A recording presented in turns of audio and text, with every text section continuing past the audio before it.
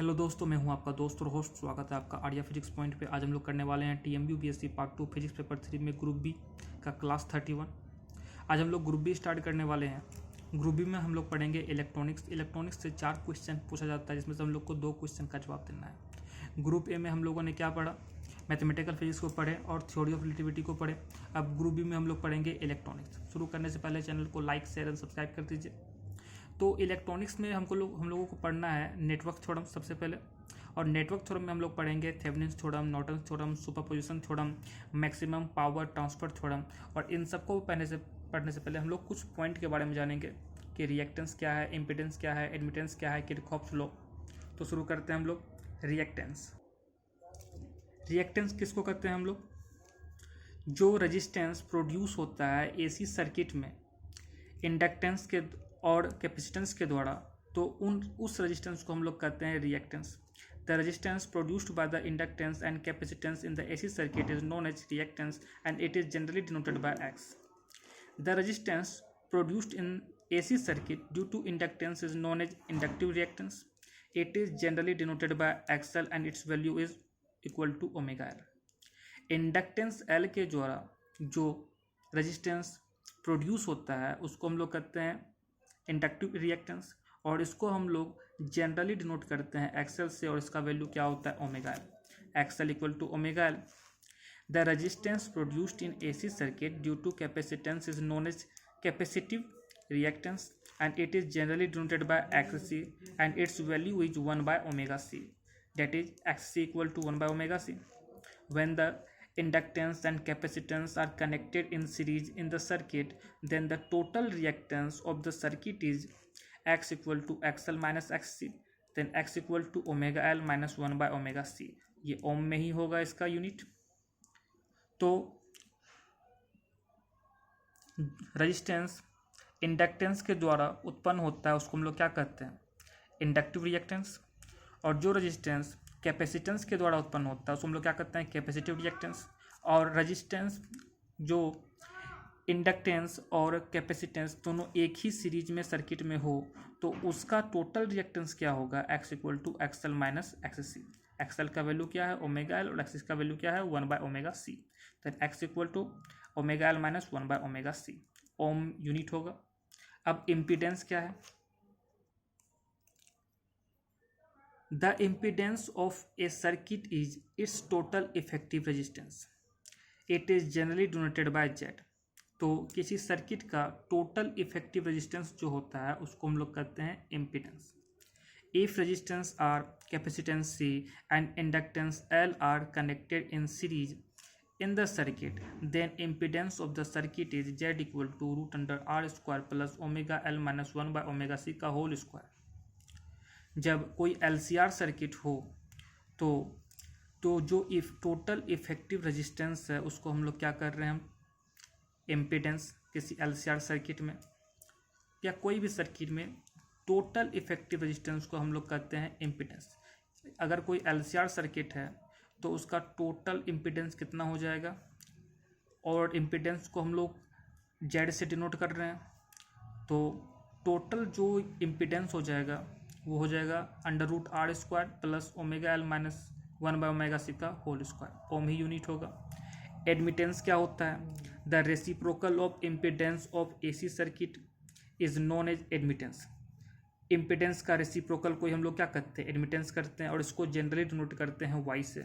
तो Y equal to क्या हो गया? 1 बाय जेड। ओम इन्वर्स हो जाएगा ये। ओम इन्वर्स बोले या फिर महो बोले। तो यहाँ पर रिएक्टेंस हो गया, इम्पीडेंस हो गया और एडमिटेंस हो गया। Now we discuss about Kirchhoff's law. Kirchhoff's का फर्स्ट लॉ हम लोग 12th में पढ़े हैं, सेकंड लॉ भी 12th में पढ़े हैं। क्या होता है first law? The algebraic sum of the current at the meeting point of the conductors is equal to 0. Meeting point पे algebraic sum of current is equal to 0. Summation of I equal to 0. This is known as node और junction theorem. अगर यहाँ पर देख रहे हैं I1, I2, I3, I4, I5 कोई meeting point O पे मिल रहा है, तो according to convention of current following towards the meeting point O of the conductors are taken to be positive and the currents following away from it are taken to be negative. जो इस point की ओर आ रहा है उसको हम लोग positive मानेंगे और पॉइंट से जो दूर जा रहा है उसको हम लोग नेगेटिव मानेंगे। तो चूंकि जो summation of I equal to क्या होता है, 0 होता है, तो I1 करंट आ रहा है तो ये पॉजिटिव हो जाएगा, I2 करंट जा रहा है तो वो नेगेटिव हो जाएगा, I3 करंट O की ओर आ रहा है तो पॉजिटिव होगा, I4 O से दूर जा रहा है तो वो नेगेटिव होगा, I5 O की ओर आ रहा है तो ये पॉजिटिव होगा। Then I1 minus I2 plus I3 minus I4 plus I5 equal to 0। Therefore I1 plus I3 plus I5 equal to I2 plus I4। तो ये क्या हो गया, फर्स्ट लॉ क्या होता है, the algebraic sum of the current at the meeting point of the conductors is equal to 0, that is summation I equal to 0।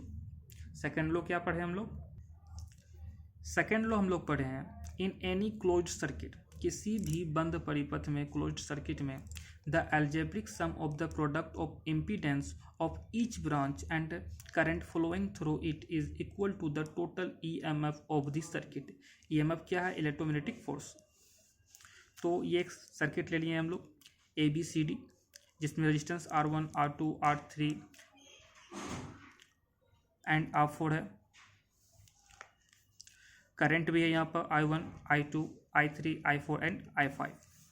According to convention, if the current following in one direction in the closed path are taken to be positive, then the current flowing in this circuit is in the opposite direction will be negative.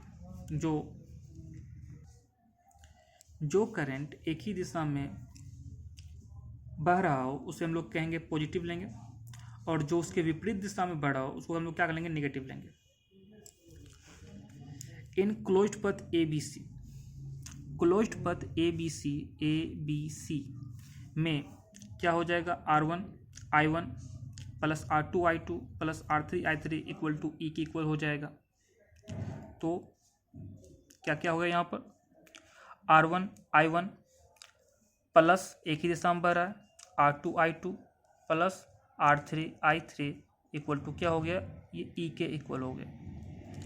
अब इन closed पथ ACD में क्या हो जाएगा, R4 I4 plus R5 I5, और ये देखेंगे ये करंट इधर बढ़ रहा है लेकिन ये क्या हो गया, अपोजिट डायरेक्शन में हो रहा है, तो ये अब क्या हो जाएगा minus R3 I3 equal to 0। Alright, ये क्या हो गया, R1 I1 R2 I2 R3 I3, ये क्या E के इक्वल हो रहा था। एंड जो इस पथ ले रहे हैं, ये वाला पथ ले रहे हैं हम लोग R4 I4 plus I5 R5, और ये I3 करंट क्या हो गया, अपोजिट डायरेक्शन में, तो क्या हो गया minus I3 R3 equal to क्या हो गया 0। तो ये आपका हो गया फर्स्ट लॉ, जिसको हम लोग नोड और जंक्शन थ्योरम भी कहते हैं। और सेकंड लॉ क्या था, in any closed circuit the algebraic sum of the product of impedance of each branch and current flowing through it is equal to the total EMF of the circuit. Alright, तो मिलते हैं next video में। Tata see you, signing out, God bless you all. आज के लिए बस इतना ही। Thank you for watching this video.